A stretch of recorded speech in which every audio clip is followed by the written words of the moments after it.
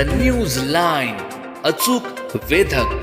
कारवे जिल्हा परिषद गटात भाजपच्या वतीने कारवे गावात भव्य जाहीर सभेचे आयोजन करण्यात आले होते. या सभेला भाजपचे जिल्हाध्यक्ष आमदार डॉक्टर अतुल भोसले यांची प्रमुख उपस्थिती होती.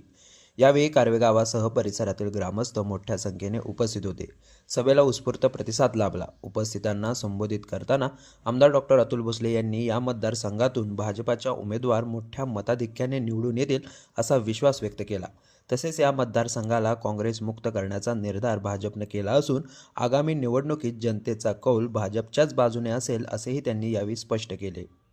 द न्यूज लाईनसाठी अमोल टकले, कराड. संघाच्या प्रचार सभेच्या निमित्तानं मी कारवे गावामध्ये उपस्थित राहिलेलो आहे.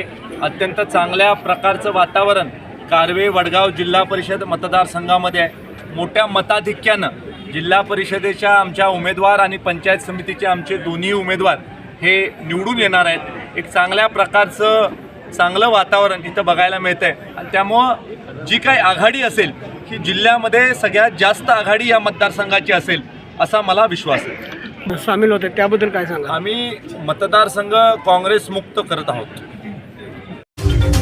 द न्यूज लाईन, अचूक वेधक.